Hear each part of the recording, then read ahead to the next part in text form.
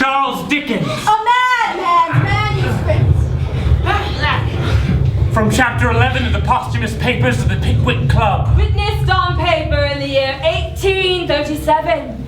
Yes! A madman.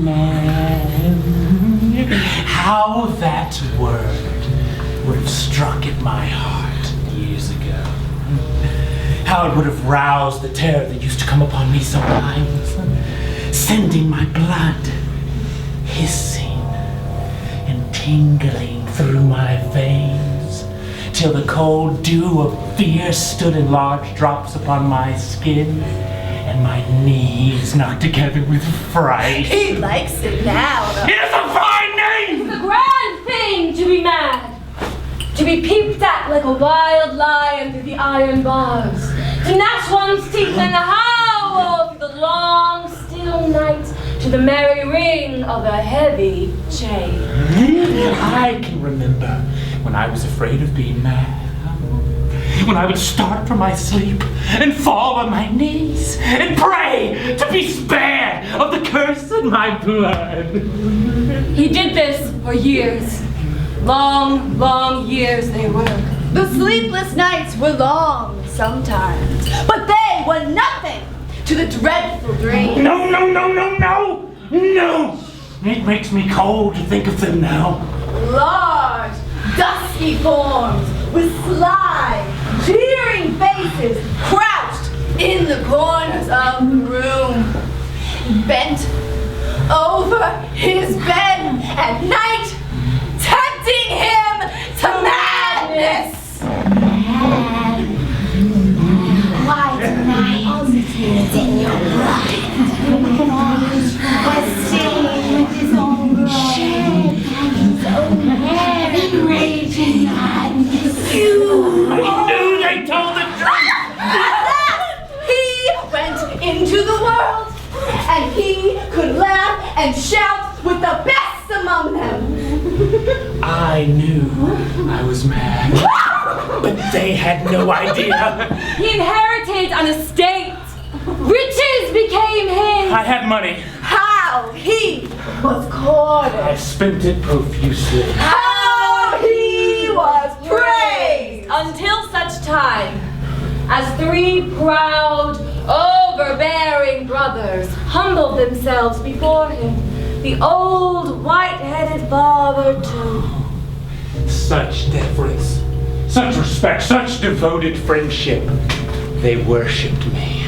The old man had a daughter, and when he married the girl, he saw a smile of triumph play upon the faces of her needy Well, they relatives. had little thought they had married her to a madman. If he had not been mad, he should have known that the girl would rather have been placed stiff and cold in a dull leaden coffin than have been an envied bride to his rich, glittering house.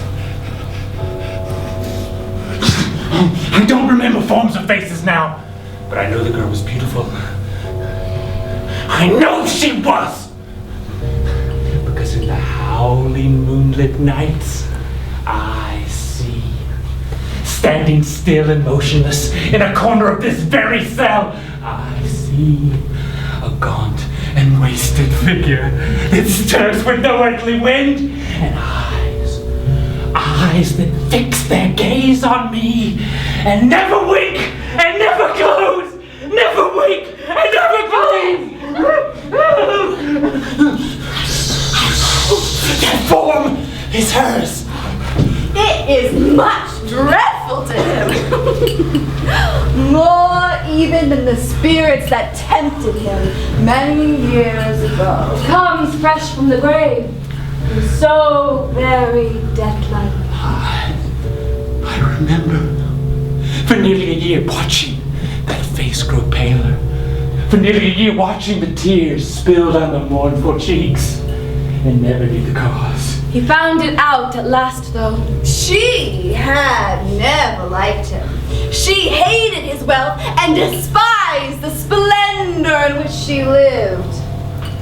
Strange feelings came over me then, and thoughts forced upon me by some secret power, began to whirl round and round in my brain. He resolved to kill her. Yes, I will kill her! For weeks I thought of poison and of drowning and of fire. Oh, the pleasure of stropping the razor day after day, feeling the sharp edge, and thinking of the gash one stroke of its thin, bright edge would make.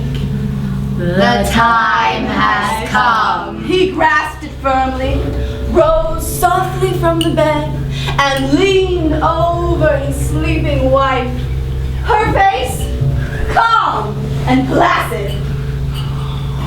But even as I looked upon her, a tranquil smile played across her pale He features. laid his hand softly on her shoulder. She started. It was only a passing dream. He leaned forward again. No!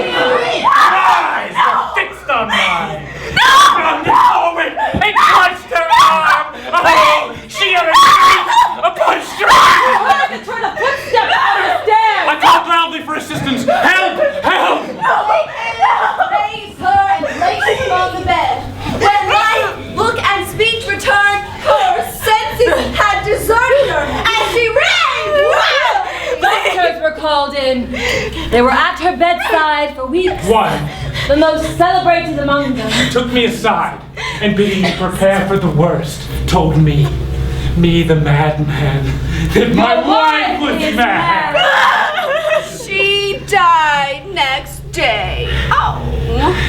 Her white-haired father followed her into the grave. He could not hide the wild mirth and joy which boiled. Oh, I remember!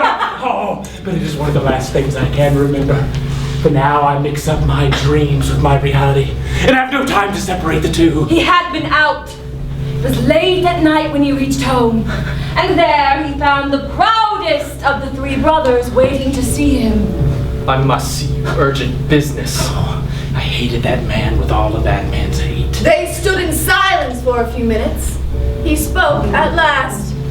Your recent behavior and strange remarks, made so soon after my sister's death, are an insult to her memory. Coupling together the many circumstances which had at first evaded his observation, the brother believed he had not treated her wrong. I wish to know whether I'm right in inferring that you mean to cast a reproach upon her memory. Disrespect upon our family. Oh, but I said not a word. He felt the sudden change that came upon him beneath the madman's gaze. I felt the madness stirring in my blood. You were fond of your sister when she was alive? Very. Damn you! I killed her! I am a madman! Down with you! Blood! Blood! I will have it! The door was suddenly burst open, secure the madman! Straight and swift he ran. He was borne upon the arms of demons that swept upon the wind. They threw him with a violent shock and he fell heavily.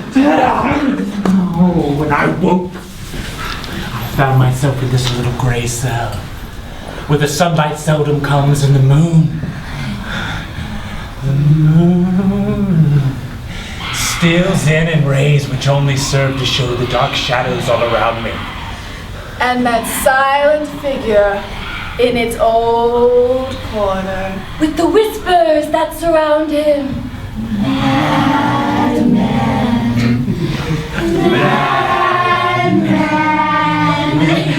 It's a fine name indeed!